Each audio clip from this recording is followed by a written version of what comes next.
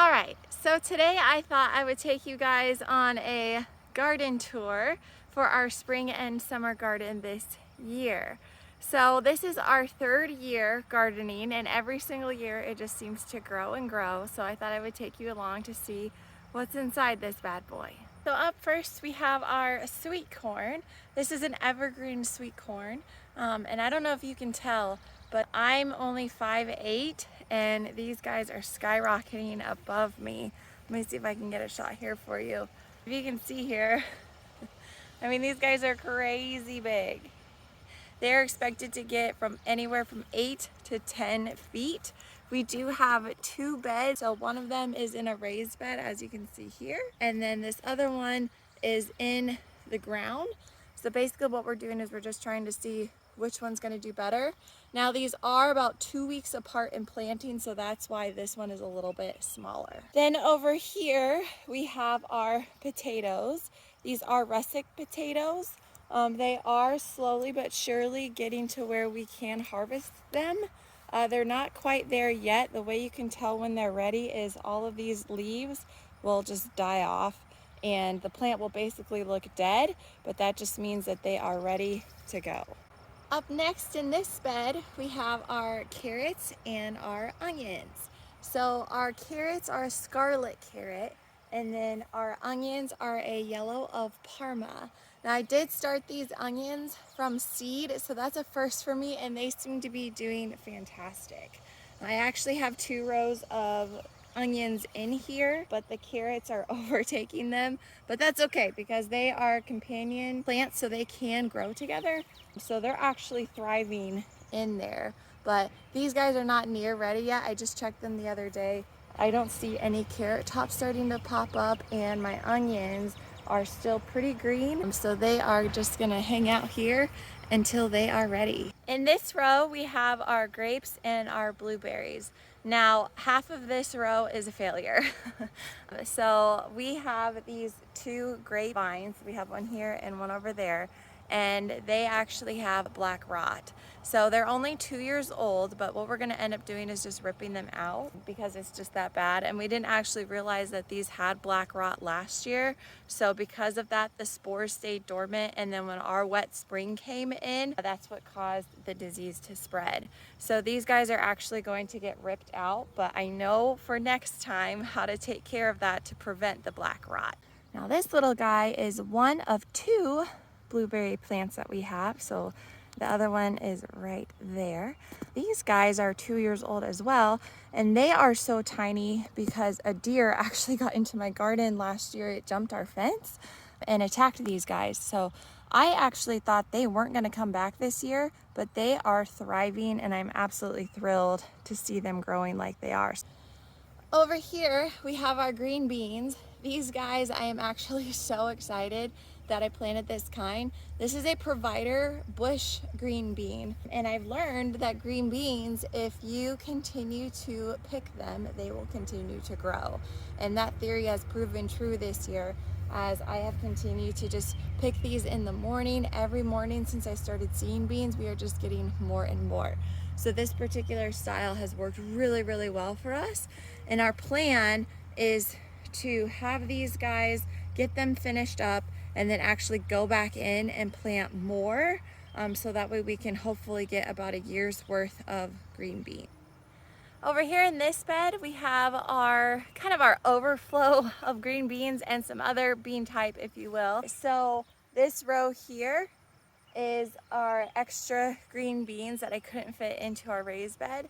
Over here is half of it is green beans, and the other half on the far side is kidney beans. So I've never grown kidney beans before, but so far they seem to be acting just like the green beans. They're doing really well, and again, these aren't near as big as the ones in the raised bed because they were planted probably about a month different than the other ones. So hopefully as time goes, they will get a little bit bigger. And then up here in this empty space, what I'm going to end up putting is broccoli. So I actually missed the time to plant broccoli for a spring and early summer harvest. So what I'm going to end up doing here in a couple days is actually planting it. And then we should be able to get a fall crop of broccoli. In this bed over here, we have our green beans. Now these are a snow pea variety, and they're an heirloom pea, so they have actually been doing really, really well. They don't look it right now, but that's because we are getting to the very end of these guys. So what I'm actually doing is, now that I'm getting to a point where I can't really pick a whole lot more, I'm actually going to start seed saving them. So I've never seed saved before, so this will be a first for me. But what I am doing is I started in the middle here, and I'm letting those guys just grow, and then I'm gonna let nature kind of do its thing and let these guys dry out on their own, so that way they're out here in the sun. But what I'm hoping to do with these, just like I am with my green beans, is that once these guys are done, once I've got the seeds that I would like from them, I'm gonna go ahead and rip them out, and then we're actually going to end up planting a garden pea, because our seasons are changing around here, so we are going to experiment and see if we can plant these guys in the fall and see if we can get ourselves an even better crop, because peas are actually really cold tolerant plants. They can even take on a couple of frost. So we're going to test that theory out and see if we were to plant some garden peas in the fall, if we can actually get an even better harvest. These are actually my prized possessions. These are my tomatoes. So I do actually have 2 beds of tomatoes that I will show you here, but these are a Amish paste tomato.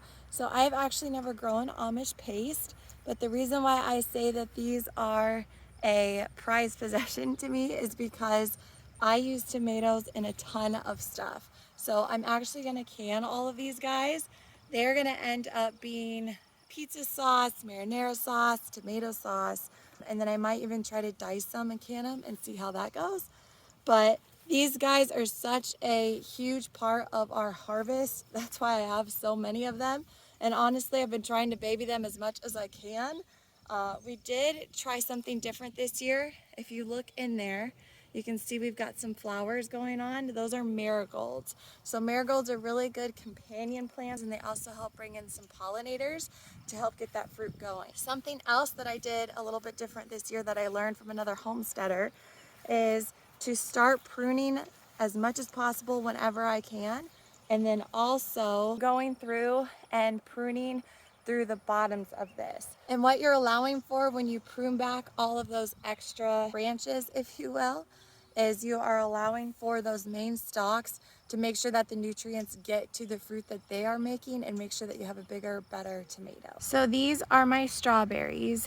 I got them from a local company. They are absolutely thriving, which is great because I have really crappy soil. So they are actually in clay, and then on top of it is compost with the wood chips, and they're doing really, really well. At first, I actually thought they were gonna die off because I started noticing some brown spots on the leaves, and I told my husband that I thought a fungus was taking over. But what was actually happening is a fungus was in fact starting. When I removed the chips, I put my hands down in the soil and I realized that I was watering them too much. So I've actually started watering them only every couple of days because of the wood chips. They're just staying so moist under there. They don't need to be watered all the time. And I went ahead and just removed all the diseased leaves, and they seem to just be doing absolutely fantastic. Now, one thing I will say about these guys is that they are first year June berries. So what that means is that because they are first year, I have to remove all of the blooms. So you'll notice that there are a couple that I haven't gotten today, but I need to go ahead and remove those. And the reason why is because come next year, this will help with runners and fruit production, and also just the plant itself. It will help it to thrive just because it didn't have to produce berries this year. Now this bed is gonna look a little pathetic, but the reason why is because this had my lettuces, and they have already gone to seed or are getting there. So if you look here, these big tall ones were a leafy lettuce that I was growing, and they're headed to seed. So I'm gonna go ahead and let them dry out so that way I can seed save from them. And then right in front of them, I had spinach, but again, that has already died out and gone to seed, and I just actually let it go down into the seed because this is also going to be our winter bed. So I'm just going to let it kind of grow up and see what happens. It's almost like an experiment because I haven't done it before. So I want to see if I can get something to reproduce. And then right next to it over here, we have kale. And this kale has seen its last days. I'm actually probably going to end up ripping this out because we didn't like it It's a Russian kale, so we might try a different variety next year or just take it out altogether. I'm not quite sure yet. But over here, we do have part of the bed that is still alive and well. These are my cucumbers. These are a pickling cucumber. So we're gonna end up pickling for the first time this year. And then right in front of them, I have some celery. So I know there's quite a bit of weeds in there. If you look over here, this is one of the celeries. And if you look right over here, there's another one. Now I did start these guys from seed, and I actually had to transplant them. So I did put a couple of seeds into the bed themselves to see how they would do, but the bigger plants that you saw are actually transplants, and they're doing a lot better.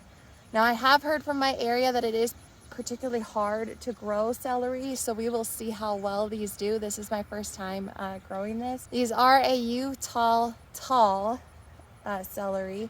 So hopefully this might work, and if not, I'll just try a different breed next year. This is my other bed of strawberries, and these guys actually didn't get into the ground for about a week after those other ones, so that's why they're a little bit smaller.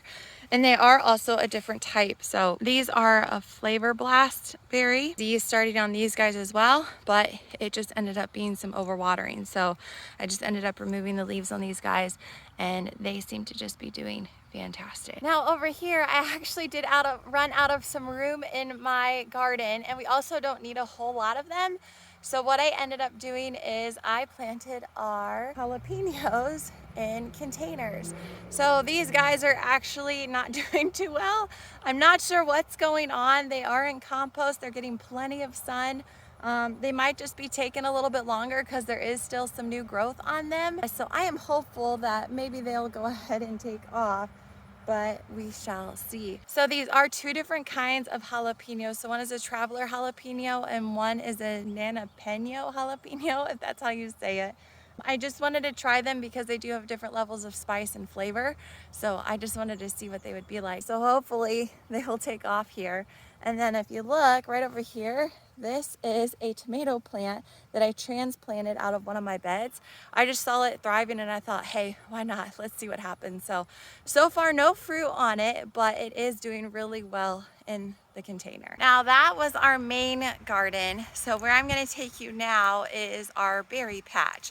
So it is very small, it is very tiny. We are just starting it this year, and there's only 4 plants up there, but there are 3 different varieties. So I thought I would just go ahead and show those to you guys. So this is one of hopefully 2 elderberry bushes that I will have. We only got one this year to see how it would do, and so far it's doing really well. It seems to just be growing slowly but surely, but that's okay with me. The purpose of having this elderberry is 1, for medicinal purposes.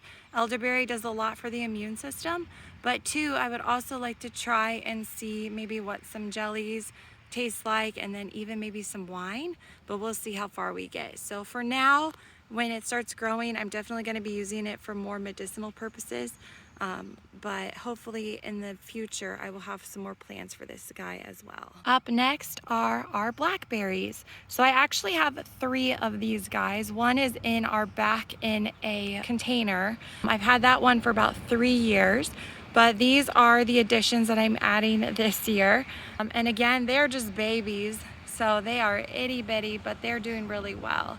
Now they and my raspberry plant did get attacked by some beetles, but I believe they're gonna make it still because I still see some new growth going on. These guys are doing really well. And what's gonna end up happening is I'll actually end up having 3 rows of blackberries and also raspberries. And I'll show you where that is going to end up happening here in our front yard. And last but not least, this is one of 2 of my raspberry plants. So this is a brand new one for this year. My other one is in a container as well in the back. That is about 3 years old, so it's much bigger than this one. But this is going to be the start of our raspberry row. So what is actually going to end up happening is as time goes on, this whole area is actually going to become our berry patch. So I'm going to end up with raspberries, blackberries, strawberries, and elderberry in this area. All right, well there you have it. That is our garden for this spring and summer. So I hope you all enjoyed this video, and if you did, go ahead and hit that like button down below. And if you like what we're doing here, go ahead and hit that subscribe button. But other than that, I will see you guys next time. Bye.